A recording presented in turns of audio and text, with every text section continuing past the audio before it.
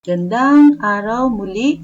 Ako ang inyong teacher, Let, na kung saan ay ituturo ko sa inyo ang letter K, na ang tunog sa K ay K, at ating lalagyan ng patinig ang titik K, K-a, K-e, K-i, K-o, K-u.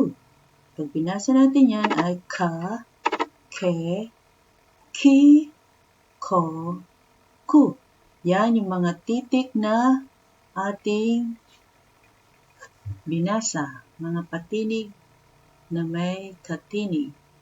So, ang pantig o ang mga tunog nito na nasa larawan ay mga nag-uumpisa sa Ka, Ke, Ki, Ko, Ku. Isa natin sa Ka.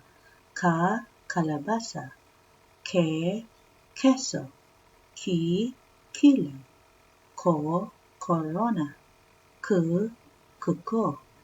So, yan ang mga larawan na nagsisimula sa Ka, Ke, Ki, Ko, Ku.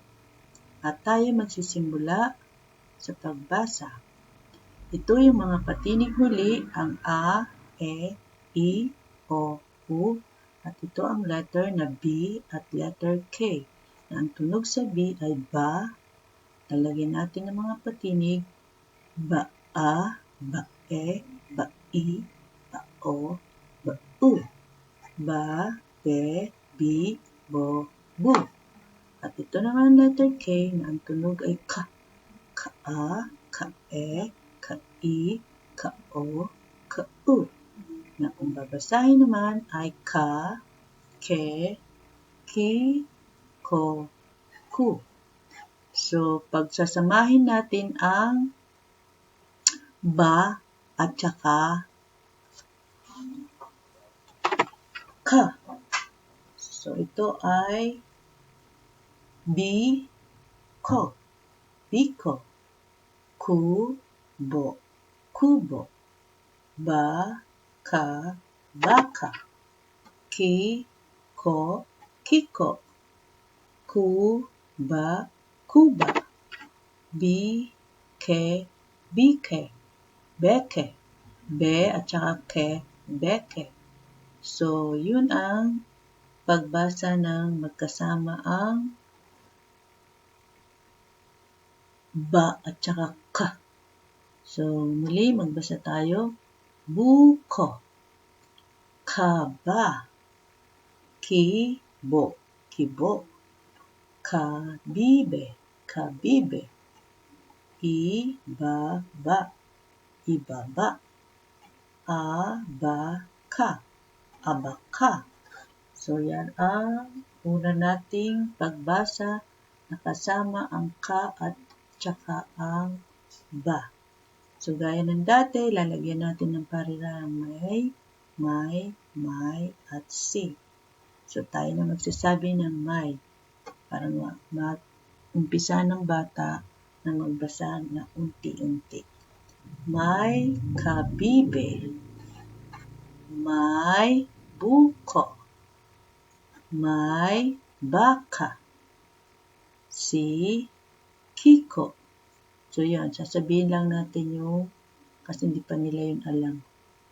So, ito pa ang isa. Ka, sa, kubo. Ang kuba. Buko at biko. Sasabihin natin yung at kasi hindi pa nila yan na aaral ng letter T. So, kailangan natin sabihin niya ang at saka yung sa. Ito naman yung ating pangungusap. May kabibi si Kiko. So, sasabihin ulit natin yung si bilang pagtulong natin sa kanya. Pero itong kabibi at Kiko, sila na magbabasa niyan. So, alalayan lang natin sila sa paggamit ng may at saka si. So, yan po ang ating pagbasa ngayong araw na to. So, tapos na tayo sa patinig. Umpisa tayo sa letter B at saka sa K. Bukas naman ay ang tunog ng letter D na ang tunog ay da. See you soon!